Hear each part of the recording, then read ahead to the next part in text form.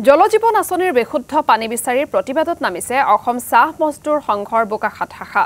বোকাখাত সমজিলাৰ জনস্বাস্থ্য কাৰিকৰী বিভাগ কাৰ্যালয়ৰ অধীনত আছে ৩৭১টা জলজীৱন আঁচনিৰ পানী যোগান প্ৰকল্প। কিন্তু কাৰ্যক্ষম হৈ আছে প্ৰায় ৩০০টাহে। কাৰ্যক্ষম হৈ থকা আঁচনি কেইখনৰো অৱস্থা শোচনীয়, যাৰ ফলত বিশুদ্ধ খোৱাপানীৰ পৰা বঞ্চিত হৈছে বোকাখাতৰ নাহৰজান, মেথনি, বৰচাপৰি আদি অঞ্চলৰ ৰাইজ। বিভাগীয় বিষয়া কৰ্মচাৰী ঠিকাদাৰে মিলি লাখ লাখ চৰকাৰী ধন উদৰস্ত কৰাৰ অভিযোগ উত্থাপন কৰিছে ৰাইজে। শীঘ্ৰে পানী যোগান প্ৰকল্পসমূহ কাৰ্যক্ষম কৰি তোলাৰ দাবীত প্ৰতিবাদী কাৰ্যসূচী ৰূপায়ণ কৰাৰ লগতে বোকাখাত সংমণ্ডল কাৰ্যালয়ৰ জৰিয়তে মুখ্যমন্ত্ৰীলৈ স্মাৰক পত্ৰ প্ৰেৰণ অসম চাহ মজদুৰ সংঘৰ।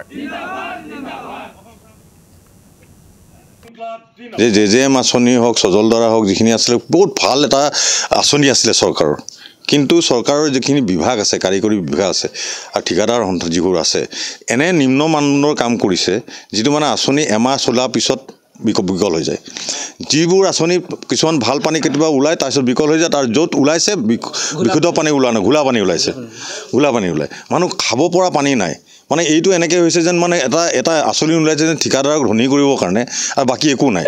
মানুহৰ মানে আজি চক ৰাতিপুৱা আমাৰ বাগিচা মানুহ 5টা বজাত ওলাই যায় কামলৈ, 5টা বজাত আমাৰ পানী ল'বলৈ যায়, 8টা বজাত কামলৈ যাব লাগে। 5টা বজাত পানীটো লৈ পেলাই ভালকৈ যদি ভাতটো বনাই থৈ নাযায় ল'ৰা ছোৱালীৰ কাৰণে, পৰিয়ালৰ কাৰণে, তেখেতলোকে কাম কেনেকৈ কৰিব? মানে আমাৰ সব আঁচনি বিকল বুলি ক'ব নোৱাৰে আপোনালোকে।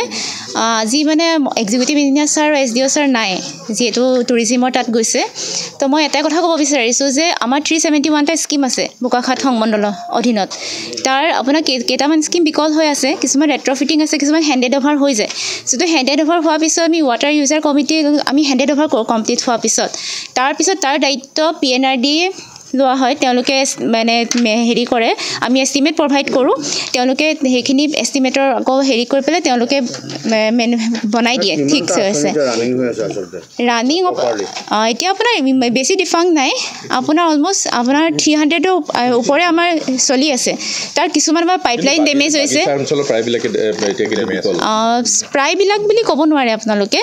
মানে এতিয়া আপোনাৰ কেইটামান স্কিম যোনটো ক'লোঁ যায়, হেণ্ডেড অভাৰ হোৱাৰ পিছত আমি তেওঁলোকলৈ পঠিয়াই দিয়ে। মানে আমাৰ হেৰি ঠিকাদাৰ দায়িত্ব নাথাকে যিহেতু, বা আমাৰ হেৰি নাথাকে, তো তেওঁলোকক আমি এষ্টিমেট পঠিয়াওঁ যদি কিবা যদি বিকল হৈ আছে। এতিয়া আমাৰ অক্টোবৰ মাহত ৰিচাবমিটো কৰা হৈছে।